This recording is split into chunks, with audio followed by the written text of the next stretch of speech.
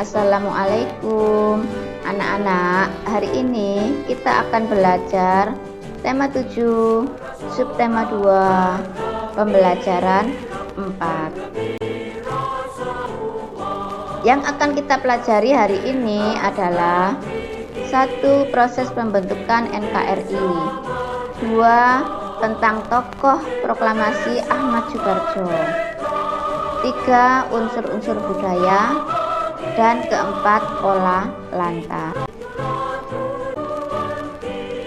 Proses pembentukan NKRI setelah Indonesia merdeka, maka perlu dibentuk unsur-unsur atau perlengkapan yang wajib dimiliki oleh suatu negara. Yang pertama adalah pembentukan kelengkapan pemerintahan. Pada sidang tanggal 18 Agustus 1945, PPKI, yaitu Panitia Persiapan Kemerdekaan Indonesia, yang diketuai oleh Insinyur Soekarno, mengadakan sidangnya di Gedung Kesenian Jakarta. Sidang ini mempunyai 3 keputusan. Yang pertama, mengesahkan Undang-Undang Dasar 45 sebagai Konstitusi RI. Yang kedua, memilih presiden dan wakil presiden, yaitu Insinyur Soekarno sebagai presiden dan DRS Muhammad Hatta sebagai wakil presiden. Yang ketiga adalah pembentukan Komite Nasional yang akan membantu tugas presiden.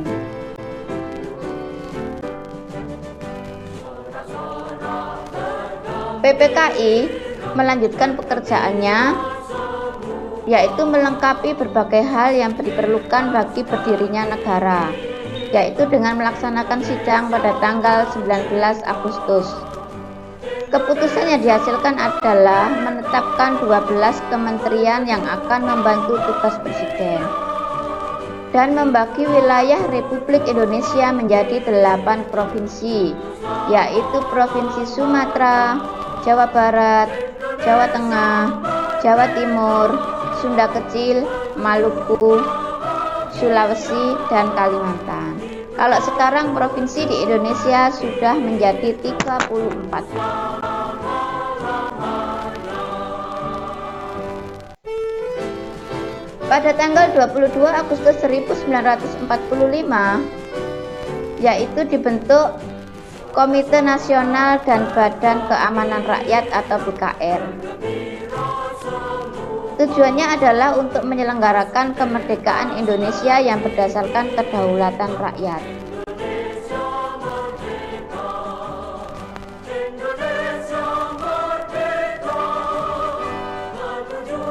Selain BKR, pada tanggal 5 Oktober 1945 dibentuklah organisasi ketentaraan yang bernama TKR atau Tentara Keamanan Rakyat.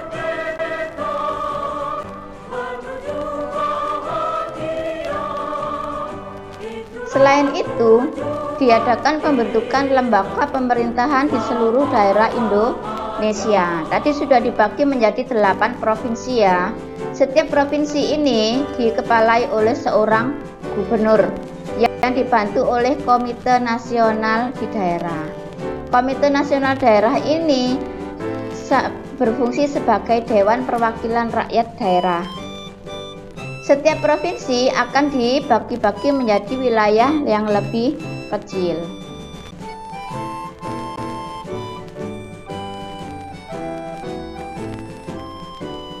Pada saat peristiwa menjelang proklamasi, saat dibacakan proklamasi dan sesudah proklamasi, lahirlah tokoh-tokoh yang sangat berjasa bagi bangsa Indonesia.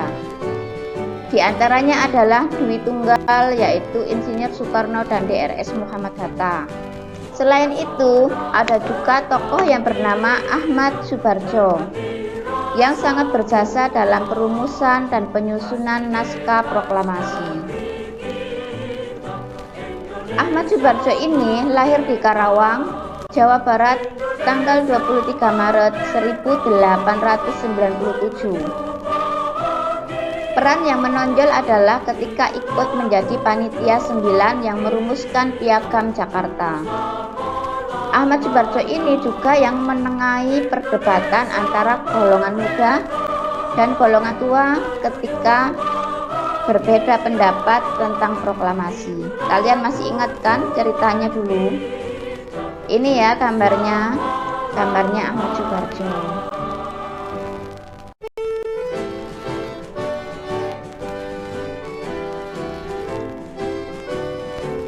Ahmad Subarjo ini juga tokoh perumus naskah proklamasi.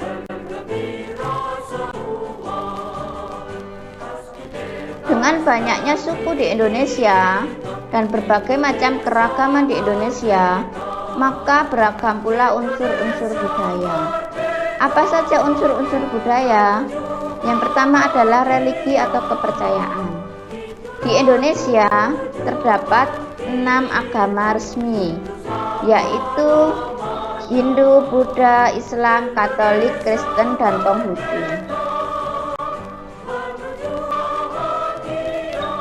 Unsur budaya yang kedua adalah mata pencaharian. Mata pencaharian penduduk Indonesia sangat beragam. Penduduk yang berada di desa biasanya bekerja sebagai petani atau peternak. Yang di dekat pantai akan bermata pencaharian sebagai nelayan.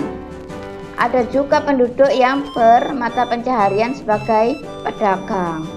Dan ada juga yang bekerja sebagai pekerja jasa, misalnya dokter, dosen, kemudian arsitek, dan sebagainya.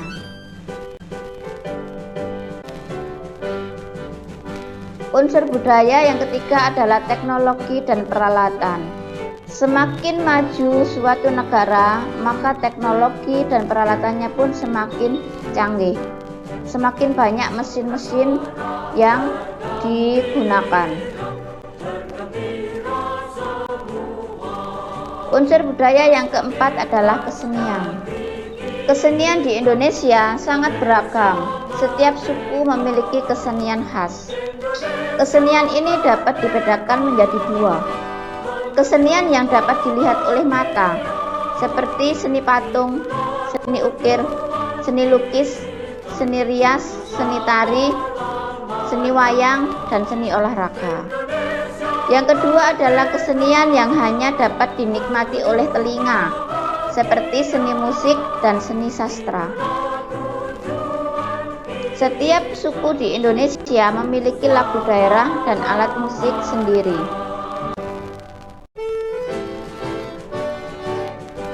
Unsur budaya yang kelima adalah pengetahuan. Pengetahuan ini digunakan untuk mengatasi segala permasalahan yang ada dalam kehidupan sehari-hari. Unsur budaya yang keenam adalah sistem kemasyarakatan. Sistem kemasyarakatan adalah pola hidup yang menjadi kebiasaan dan dianut serta menjadi kebiasaan suatu masyarakat. Ada sistem perkawinan, sistem kekerabatan, dan sistem berperilaku dalam masyarakat.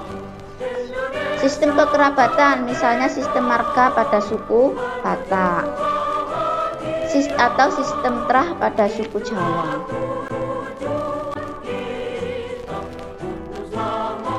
Unsur budaya yang ketujuh adalah bahasa. Setiap suku di Indonesia memiliki bahasa daerah sendiri. Akan tetapi kita memiliki bahasa nasional dan bahasa persatuan, yaitu bahasa Indonesia, yang sudah tercantum dalam Ikrar Sumpah Pemuda. Mengapa unsur-unsur budaya yang ada di Indonesia itu beragam? Faktor-faktornya antara lain faktor biologis, yaitu keturunan, ras, dan suku. Faktor yang kedua adalah faktor geografis atau keadaan alam. Orang yang tinggal di pegunungan berbeda kebudayaannya dengan orang yang tinggalnya di pantai. Yang ketiga adalah faktor historis atau sejarah. Yang keempat adalah faktor keterbukaan terhadap pihak luar.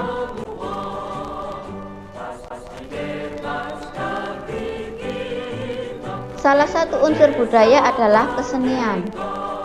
Tari adalah salah satu dari berbagai bentuk kesenian. Tari merupakan karya seni dengan gerak tubuh sebagai media utama. Ini ya, berbagai macam tari daerah Indonesia.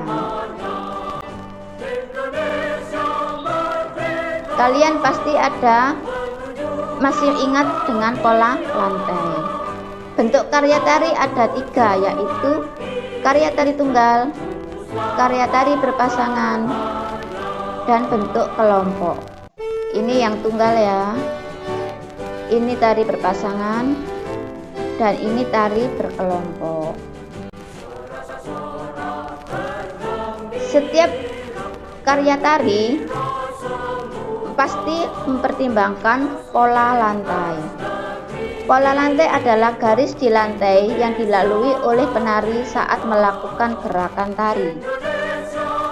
Pola lantai dapat juga diartikan sebagai garis di lantai yang dibuat oleh formasi penari.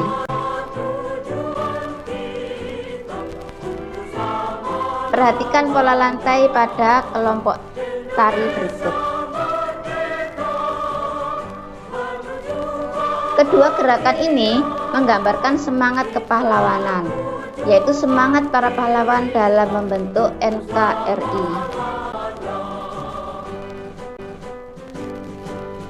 Tugas kalian hari ini yang pertama adalah memilih satu nama suku di Indonesia. Kemudian kalian menuliskan rumah adatnya, pakaian adatnya namanya apa, nama senjata tradisional, nama baju adat, dan nama tarian tradisional.